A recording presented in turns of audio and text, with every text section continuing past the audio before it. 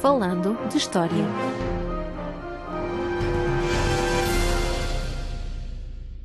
Bem-vindos ao Falando de História, um podcast com emissão quinzenal, onde eu, Roger Lides Jesus, e o meu colega e amigo, Paulo Dias, debateremos os mais variados assuntos históricos. Depois do nosso primeiro episódio dedicado à viagem de Fernão de Magalhães e ao seu tempo, e decidimos dedicar um episódio mais ligado aos tempos em que vivemos. Neste caso falaremos da pandemia de peste negra, que em meados do século XIV assolou, também o mundo conhecido então, desde a Ásia até à Europa. Para começar, vamos debruçar-nos sobre as origens da peste.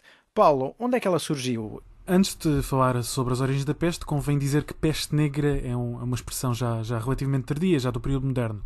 Não era usada contemporaneamente. Ao invés, na Idade Média, no século XIV, sobretudo, usavam-se outros termos. Peste, apenas e só, pestilência ou mesmo a grande mortandade, quando se falava concretamente da pandemia da década de 1340-1350. Atualmente sabemos que uma bactéria, a Yersinia pestis, é provavelmente a grande responsável pelas 3 pandemias de peste. A primeira foi no século VI e afetou sobretudo a região do Mediterrâneo. A segunda de que iremos falar centra-se no século XIV. E a terceira começou em 1855 e durou até o século XX, até 1960, sensivelmente.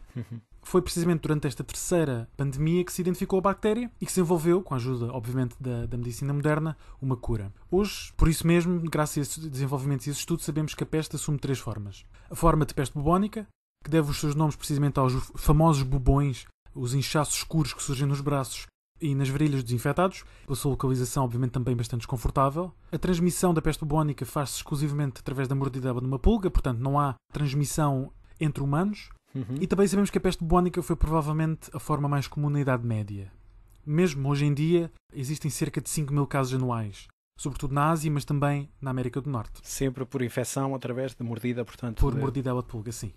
A peste pneumónica é a segunda forma, e difere da bubónica porque a forma de infecção é diferente na medida em que acontece quando se inalam partículas contaminadas, ou seja, estas partículas podem provir da tosse de um infectado ou podem mesmo ser excrementos de uma pulga infectada. Portanto, micropartículas invisíveis ao olho humano e sem saber uma pessoa está contaminada.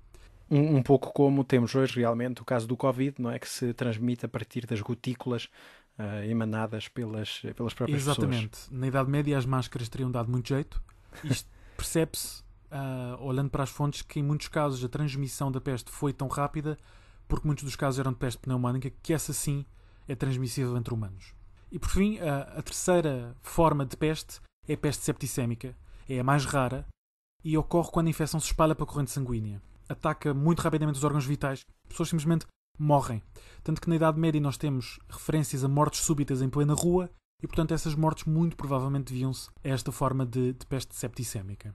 A bactéria em si, nós sabemos atualmente que prolifera em populações de roedores das estepes da Ásia Central, ali em regiões que hoje em dia fazem parte da China e da Mongólia, e terá sido provavelmente aí que o surto teve origem alguns na década de 1330, nos finais e, portanto, inícios da década de 1340. Bom, mas em todo caso, como é que a peste, que tem, portanto, esta origem nas estepes asiáticas, acaba por chegar assim tão rapidamente à Europa? O facto é que a peste, em inícios da década de 1340, começa a espalhar-se. Provavelmente transportada não só pelos roedores, mas também já por humanos. Dirige-se primeiro à China, faz o seu caminho rumo à Índia, à Pérsia e à Rússia. E terá sido aqui que os genoveses terão sido os primeiros europeus a entrar em contacto com a doença em 1346, na cidade de Cafa, que era um entreposto, digamos, da República de Génova no Mar Negro. Portanto, Cafa, que é na Península da Crimeia. Crimeia, portanto, é aquele território ainda hoje disputado, não é? Entre a Ucrânia e a Rússia. Sim, exatamente, essa península. De resto, existem 2 teorias sobre como a peste entrou em contacto com os mercadores genoveses. A primeira, e que é mais recente, diz respeito à presença de pulgas em peles de animais que eram transacionadas na região. A segunda, que é mais clássica e tem maior apoio das fontes, porque é de facto esta que é referida pelos cronistas, diz respeito ao cerco da cidade por um cano mongol que residia na região e que terá catapultado para dentro da cidade corpos de infectados. Portanto, ele estava a cercar a cidade, o seu exército é atacado pela peste e, como é obrigado a retirar, decide atirar alguns cadáveres para dentro da cidade. Portanto, a guerra biológica não tem nada de novo. Quando se fala hoje em dia disso, é um assunto já até bastante antigo. De todo. O que é consensual no meio disto tudo é que, caso tenham sido catapultados corpos ou caso tenham as pulgas viajado em peles de animais, o facto é que os genoveses foram infectados na Crimeia e foi a partir daí que transportaram a bactéria, primeiro para Constantinopla, capital do Império Bizantino, onde chegam no verão de 1347 e daí seguem para o resto da Europa, para a Itália, o sul de França, a Península Ibérica e também o norte da África e o Egito. Portanto, chega aos portos e é a partir diretamente dos portos que se espalha depois para o Interland, portanto, para o interior da Europa. Exatamente. A partir destes portos, sobretudo dos italianos, a peste moveu-se para o interior de uma forma bastante inexorável, mas não uniforme, o que levou que certas regiões fossem afetadas mais rapidamente que outras. Por exemplo, a peste chegou à Inglaterra em 1348, mas a vizinha Escócia só registra os primeiros casos de infecção 2 anos depois, em 1350. O mesmo vai suceder noutras áreas da Europa e até há o pormenor interessante de termos fontes da época em que relatam que a peste acabou de chegar à aldeia vizinha, mas que a aldeia do fulano que escreve que está a acontecer ainda não foi afetada. Pois. Estes casos acontecem várias vezes. Para se falar um pouco sobre Portugal, a peste de facto chegou à Península Ibérica em 1348. Por altura do verão já teria chegado a Portugal e num curtíssimo espaço de tempo vitimou algures entre 1/3 e metade da população. Portanto, uma quantidade absurda de pessoas, Um número ainda uma quantidade considerável. de pessoas que morreram num curtíssimo espaço de tempo. E a nível europeu, portanto, a estimativa das perdas cifra-se em percentagem. Há ideia? Há muitas estimativas. Estimativas que são feitas com base em informação que não é de natureza estatística, não havia, Claro. Não havia fontes deste género para o período, mas estima-se que entre 1347 e 1353 a peste terá vitimado entre 50% a 60% da população europeia, o que equivale a um número, algures, entre os 25 milhões e os 50 milhões de seres humanos. Muita Portanto, coisa. números absolutamente brutais. Para termos uma ideia, era quase como se, numa questão de meses, a Austrália, que tem 25 milhões de habitantes, ou a Coreia do Sul, claro está, que tem 51 milhões, simplesmente desaparecessem do mapa. É de uma brutalidade e de uma rapidez que causa espanto não só na época, um espanto brutalíssimo, mas também na atualidade. E, logo na altura, o que se percebe é que há tanta gente a morrer, há tanto medo, que é impossível enterrar toda a gente. Muita gente fica por enterrar, permanece insepulto durante muito tempo. E mesmo quando as autoridades municipais de vários sítios, ou mesmo autoridades de outro género, ordenam o enterramento dos defuntos, tem que se fazer em valas comuns. E, aliás, atualmente nós vemos isso acontecer. Durante a pandemia de Covid que vivemos, logo no início, houve abertura de valas comuns em vários países, como os Estados Unidos e no Brasil. Portanto, são fenómenos que aconteceram há séculos, mas que continuam a repetir-se. Para além dos números, há toda a questão psicológica, quer dizer, como é que se explicava à época esta origem, enfim, o que é que as pessoas pensavam realmente sobre esta difusão tão rápida e sobre este impacto imediato? As pessoas estavam convencidas que a peste era o derradeiro sinal do fim do mundo, do apocalipse. Para muitos, estavam tristemente certos, de facto, porque não sobreviveram à pandemia. Relativamente à origem geográfica da peste, alguns autores apontavam os confins da Ásia, a Índia, a China, regiões misteriosas e ainda pouco conhecidas. Geograficamente não estariam muito enganados. O surto da década de 1340 terá começado nas estepes da Ásia Central. Já do ponto de vista da origem efetiva da pandemia, eram bastante mais imaginativos. Em 1348, por exemplo, Luís de Sanctus, médico residente na corte papal, que nessa altura estava em Avignon, no sul de França, defendia que a peste tinha surgido algures na Índia, algures, não sabia bem onde, após, e isto é que é a parte interessante, após uma chuva de animais venenosos, ele explicita cobras, escorpiões, lagartos, Claro. e uma chuva de fogo e enxofre que tinha morto toda a população do subcontinente indiano. Claro que nada disto aconteceu. Isto são referências à Bíblia, concretamente ao livro do Apocalipse, e que servem sobretudo para reforçar um sentimento já generalizado de que é o fim dos tempos, que o Apocalipse está de facto a chegar. Por outro lado, nesse mesmo ano, em 1348, temos uma opinião científica, pelo menos científica tendo em conta os padrões da época, na medida em que os mestres da Faculdade de Medicina de Paris emitiram, a pedido do rei de França, um parecer sobre as origens da peste. E estes mestres, então, defendiam que a origem da peste era o miasma, o ar corrompido, que envenenava as pessoas e os animais. E, portanto, na origem desta corrupção do ar estavam fenómenos naturais e astronómicos, e, portanto, não fantasiosos, mas a quem eram atribuídas propriedades fantásticas. Por exemplo, defendia-se que o alinhamento dos planetas não era propício, por isso o ar ficou corrompido, que houve um excesso de estrelas cadentes a atravessar a atmosfera e que, portanto, o ar ficou corrompido, ou que os tremores de terra tinham originado a vinda de vapores do interior da Terra que também tinham corrompido o ar. Portanto, a conclusão de tudo isto é que o ar está corrompido por alguma coisa. E é isso que envenena as pessoas. Daí que os especialistas sintam necessidade de alertar as pessoas para não inalem odores maus. Inalem bons odores. Protejam-se com flores, com ervas aromáticas. O mau cheiro transmite a peste. No fundo é essa a conclusão. E depois, claro, também temos os autores moralistas, que existem em todas as épocas. Estes autores apontavam razões diferentes, e para nós bastante ridículas. Havia alguns que, por exemplo, garantiam que a pandemia era um castigo divino pelos muitos pecados da humanidade. Alguns dizem que é a vaidade daqueles que se vestem de forma extravagante. Ou mesmo ainda outros que dizem que a peste é o castigo divino para as crianças que desobedecem aos pais. Essa ainda não surgiu nos tempos modernos. Ainda não. Portanto, dentro daquilo tudo que ouvimos, o Covid ainda não apareceu como castigo para as crianças que hoje em dia desobedecem aos progenitores. De facto, dizia-se às crianças, pronto, portaste-te mal, portanto agora a avó morreu de peste. O engraçado no meio disto tudo é que muitos dos autores moralistas, obviamente, como a maior parte dos autores durante a Idade Média, são clérigos. E, portanto, é muito engraçado ler clérigos a descrever as vestimentas de pessoas da nobreza. Pessoas, por exemplo, há um caso de um indivíduo que descreve a roupa que as pessoas vestiram num torneio em Inglaterra e foi a vaidade desse torneio que trouxe a peste à Inglaterra. É essa a conclusão.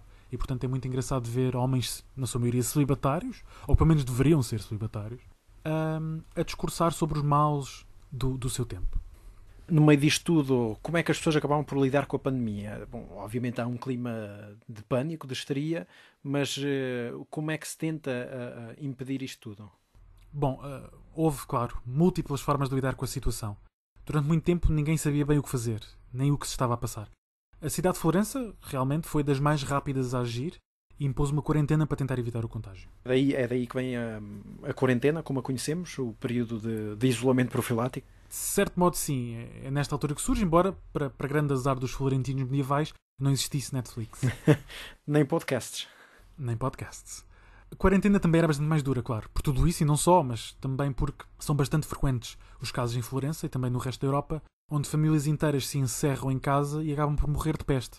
Ou porque um dos membros estava infectado e ninguém sabia, ou porque, sem o saberem, havia pulgas infectadas em casa. Portanto, a quarentena acabou mesmo por formar uma sepultura. Mas voltando a Florença, a respeito da situação naquela cidade, o célebre escritor e poeta Giovanni Boccaccio criou 4 categorias para classificar os florentinos. E são categorias que, se olharmos bem para elas, ainda hoje fazem sentido. A primeira diz respeito a pessoas que cumpriam a quarentena, tudo bem, isolavam-se em casa, comiam e bebiam com moderação e usavam música para se distrair da pandemia. Quem nunca? Exatamente. Muitos de nós fizemos isto, ou pelo menos devíamos ter feito. O segundo é o grupo daqueles que preferiam ignorar a existência da doença, não falar sobre ela, festejar literalmente até morrer, bebendo, comendo, celebrando e fazendo sexo, como diz o autor, desmesuradamente. O terceiro grupo é daqueles que hoje são aquilo que chamamos de trabalhadores essenciais, porque continuavam a fazer as suas vidas, tomavam as devidas precauções, evitando os doentes e os mortos e, quando andavam na rua, como era recomendado pelos físicos, pelos médicos, usavam flores e ervas aromáticas junto ao nariz para afastar os maus odores considerados perigosos. No mínimo dos mínimos, os médicos recomendavam que se andasse com uma esponja embebida em vinagre dentro da boca para evitar o contágio. Não devia ser uma experiência muito agradável. Nada agradável, realmente. O quarto grupo é daqueles que, aos primeiros sinais de peste, se puseram a milhas da cidade e que acabaram por infectar outras zonas. E no meio disto tudo, qual é o papel da religião? Quer dizer, sabemos que tem realmente as formas de sentir e de pensar eram outras, e neste caso, que estamos a falar da Europa, em particular, onde é que entra a religião e de que forma é que as pessoas se apoiam nisso? Neste período ninguém se lembrou, durante a pandemia, de encerrar as igrejas nem os locais de culto. Perante o avanço inexorável da peste, a maioria dos europeus viraram-se precisamente para a religião. O mesmo acontece, por exemplo, no mundo islâmico, no Egito, na Pérsia. Na Europa multiplicam-se as procissões em oferta e as ofertas em busca de intercessão dos santos. Os santos, particularmente aqueles que protegiam contra doenças, como a Virgem Maria, claro, o São Sebastião e o Santo António. As relíquias tornam-se ainda mais procuradas do que já eram normalmente. E chegou-se ao ponto da cidade de Messina, na Sicília, ter tentado roubar as relíquias da vizinha Vila de Catânia, situada já no continente e na Península Italiana. Portanto, chegou-se ao ponto de uma vila tentar roubar as relíquias da outra. Tem a concorrência legítima, neste caso, para tentar prevenir, não é, o avanço da pandemia. Exatamente. E claro que isto da religião, como seria de esperar, algumas pessoas levaram a devoção a extremos. Os flagelantes surgiram pela primeira vez em Itália no século XIII, mas é nesta altura, na década de 1340, que ganham notoriedade. O nome advém do chicote, a flagela, que utilizavam para se martirizar em público, em procissões penitenciais que visavam precisamente obter o favor divino. Estas procissões foram particularmente comuns nas cidades do Sacro Império Romano-Germânico, sobretudo no que hoje é a Alemanha, mas as crenças radicais dos flagelantes valeram-lhes a condenação papal.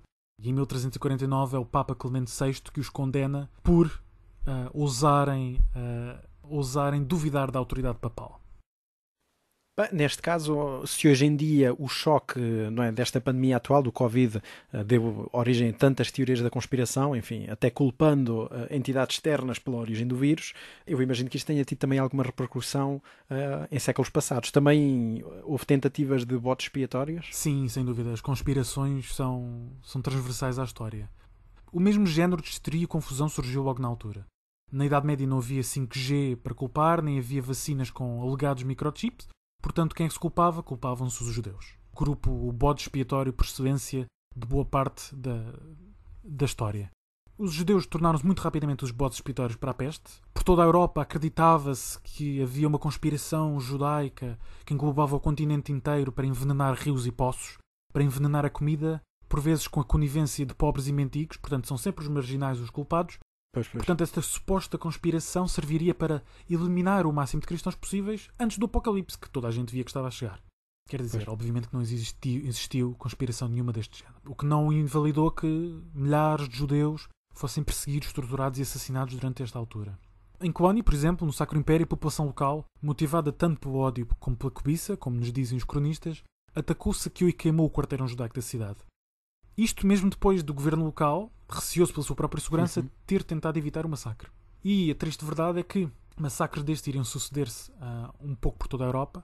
Estima-se que no Sacro Império 342 cidades e vilas foram palco de ataques antissemitas, enquanto na Baviera, que hoje faz parte da Alemanha, 80 destas comunidades foram completamente arrasadas.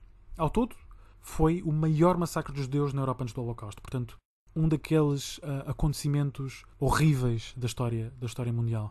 Simplesmente porque, em tempos de crise, a humanidade tem tendência para revelar as suas piores facetas. Como infelizmente bem sabemos, não é? E a perseguição foi a tal ponto agressiva que o Papa Clemente VI, em 1348, sentiu necessidade de condenar o antissemitismo e censurar os cristãos por massacrar os seus vizinhos. O que não deixa de ser irónico, tendo em conta o historial do papado medieval de incitamento à violência contra outras religiões. Bom, em todo caso, como é que as populações medievais acabam por lidar com a peste em termos de prevenção e de combate? Enfim, lá está, não há vacinas, não há esta ideia realmente ao certo como é que esta pestilência se propaga. Portanto, o que é que acabam por fazer? Desde o primeiro momento que os físicos, portanto os médicos, procuraram arranjar curas para a peste. Obviamente sem grande sucesso. Isto é um período anterior à medicina moderna. Não havia antes do século XIX uma forma de compreender este inimigo, nem muito menos de o combater. Em 1348, por exemplo, o Gentil da Foligno, um reputado médico da Universidade de Perugia, uma cidade italiana, fez uma série de recomendações para ricos e pobres, claro está, sobre as melhores formas de fortificar o sistema imunitário para prevenir a peste. Lá está, uma vez mais, a prevenção é o melhor remédio. Aos ricos, recomendava o consumo de boas carnes, bom pão e bom vinho. Portanto, até aqui tudo bem. Sim, senhora. Não deviam comer alface. Porque só alface, não sei. E em circunstância alguma deviam comer peixe. Portanto, peixe nunca. As pessoas deviam ainda ser sangradas frequentemente. E eu daqui a pouco já explico o que é ser sangrado. Deviam manter fogos a arder em casa dia e noite, a queimar ervas aromáticas para evitar os maus odores. Lá está. Uma vez mais, os maus odores que se julgava transmitiam a peste. Para os pobres, as recomendações eram bastante mais curtas. Os pobres deviam comer alho, beber vinagre misturado com vinho ou beber água benta. E era isto. Era uma solução económica também, verdade seja dita. Económica e nada apetitosa. Nada apetitosa. No meio disto tudo, quer dizer, em termos de medicina, o que é que sabia e que influência é que nós sabemos que terão tido da antiguidade clássica? A medicina da altura ainda não se baseava no método científico, como já dissemos. Atualmente há muita gente que critica a medicina, os médicos e os enfermeiros, mas realmente não compreendem que o método científico, que demorou séculos a desenvolver, salvou e salva consistentemente milhões de vidas. Ora, claro. No período medieval e no início do período moderno, a medicina baseava-se nas chamadas autoridades. Nos autores da Antiguidade Clássica, como Hipócrates e Galeno, que tinham escrito sobre medicina, autores que eram usados para curar tudo e mais alguma coisa, desde dores de cabeça a fazer amputações. E, portanto, a experiência em primeira mão dos médicos, embora fosse valorizada até certo ponto no mundo islâmico, na Europa não era particularmente importante. O que sucedia é que a medicina dessa altura baseava-se na teoria dos humores, segundo a qual o corpo humano tem dentro de si 4 elementos, elementos ou humores. O sangue, a bilis amarela, a bilis negra e a fleuma. Portanto, a boa saúde mental e física baseava-se no equilíbrio destes humores. Acreditava-se que doenças como a peste tinham origem nos desequilíbrios corporais e, portanto, era necessário restaurar esse equilíbrio para manter as pessoas saudáveis. Havia várias formas de restaurar este equilíbrio. Os mais ricos recorriam ou podiam recorrer a vários géneros de poções e elixires recomendados pelos físicos, mas o método mais comum era mesmo a sangria, que envolvia utilizar um instrumento cirúrgico para abrir uma artéria de um paciente e deixar sair o sangue supostamente corrompido. Conspurcado. Portanto, era uma espécie de limpeza, não é? De purificação do sangue. Exatamente, era um detox, mas muito, muito diferente dos atuais. Também podiam ser usadas sanguessugas para este mesmo efeito. Mas este género de procedimento era bastante comum, mas infelizmente nem sempre era bem sucedido e obviamente não fazia grande coisa contra a peste. Já falámos das origens, já falámos da sua disseminação e até das formas de prevenção. Em termos de consequências para o século XIV, estamos a falar de que tipo de consequências, de que tipo de sequelas é que esta pestilência, enfim, a peste negra, não é? Como a conhecemos, é que acabou por impor.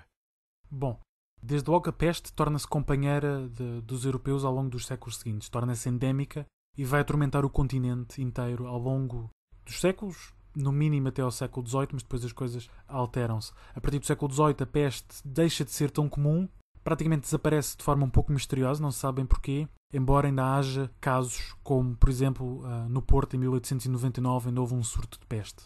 Mas o facto é que no século XIV há outras epidemias, na década de 1360 e 1370 há novas epidemias, já não são pandemias porque não têm um nível global, ou pelo menos do nível do mundo conhecido então, há Europa, África e Ásia, mas atingem vários países europeus. O que sucede é que a mortalidade é menor, apesar de continuar a ser elevada, e vão-se sucedendo ao longo dos anos, nos séculos XIV, XV, XVI, há peste praticamente todos os anos, mas circunscrita a regiões ou mesmo a algumas cidades. O que não significa que a peste, nas suas 3 variantes, deixe de ser mortífera. Aliás, em Portugal nós temos 2 reis, o Dom Duarte em 1438 e o Dom Manuel I em 1521, que morrem vítimas de peste. E também, se bem me lembro, a própria Dona Filipa de Lencastre, que acaba também por falecer de peste. Aliás, há o caso narrado pelo professor Luís Miguel Duarte na biografia de Dom Duarte, que refere precisamente a morte dela, como é descrita pelo cronista Gomes de Anos de Zurara, e como ela ainda se despediu dos filhos, da inclita geração, não é? E tudo mais, e portanto com, enfim, uma imagem muito romântica da sua morte, quando na realidade era algo que acabava por chacinar populações inteiras, quase do dia para a noite. Mas ela, obviamente, segundo o cronista, teve tempo para se despedir e tudo mais. Portanto, é também ligado às construções historiográficas e às imagens que acabam por ser construídas à volta destas personagens. Exatamente. E sobretudo porque os médicos já na Idade Média defendiam que as pessoas se deviam manter longe dos doentes e mesmo os médicos deviam manter uma certa distância. Até porque alguns físicos defendiam que bastava olhar para uma pessoa doente de peste para se ficar infectado. Portanto, todo o cuidado era pouco. E diga-se também de passagem que o Dom Duarte tinha uma receita de peste escrita no seu livro de apontamentos. Não sei se a utilizou, mas se a utilizou não funcionou, porque ele de facto morreu vítima de peste. Voltando às consequências da peste, evidentemente que a morte de milhões de pessoas, num curtíssimo espaço de tempo, teve consequências consideráveis e em muitos casos duradouras. Em termos demográficos, a população europeia sofreu um recuo brutal. Estima-se que tenham morrido, como já disse aliás, entre 25 a 50 milhões de europeus. E esta recuperação demográfica vai demorar muito tempo. Só no século XVI é que se volta a atingir valores populacionais semelhantes aos do século XIV.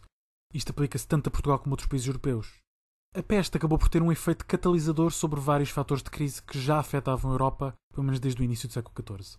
Logo nas primeiras décadas do século tinha havido longos períodos de fome, fruto de alterações climáticas que matavam os colheitos nos campos, porque vivia-se então a chamada Pequena Idade do Gelo, iniciou-se nessa altura e terminou por volta de meados do século XIX.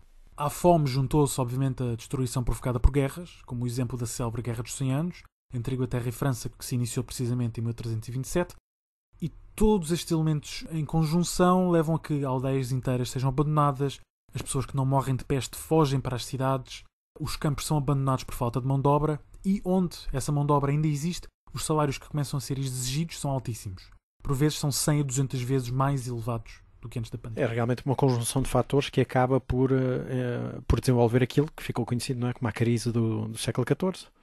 Exatamente. Tanto que as várias monarquias europeias da altura tentam legislar no sentido de colocar ordem na sociedade e na economia. Mesmo no caso português?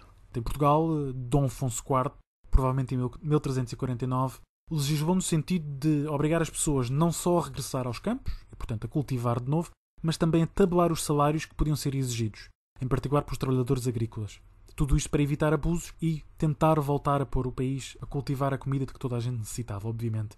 Estas leis foram promulgadas, obviamente, também noutros reinos, mas os efeitos foram sempre ou escassos ou mesmo nulos. Há quem admita que tenham sido nulos.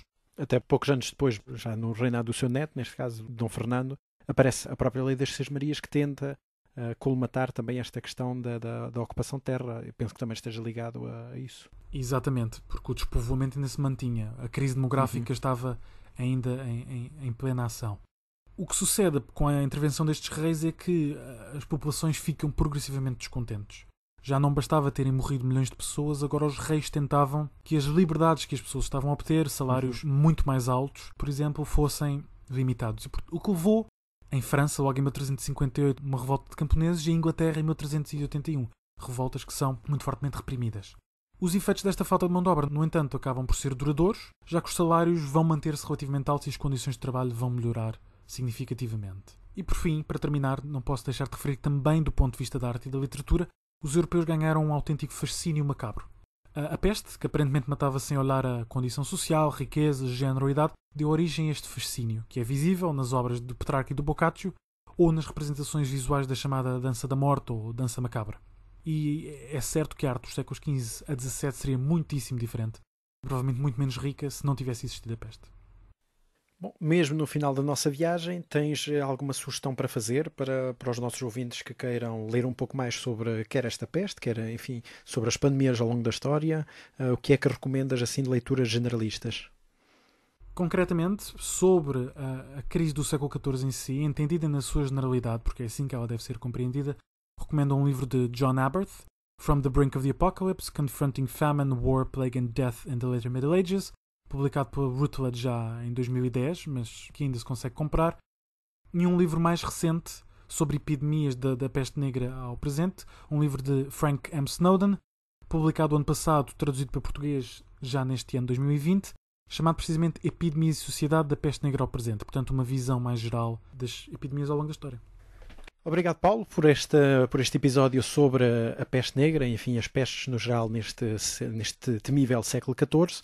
Obrigado a todos por nos ouvirem. Voltamos então daqui a 15 dias. Obrigado eu, Roger. Foi muito bom falar sobre esta pandemia em tempo de pandemia.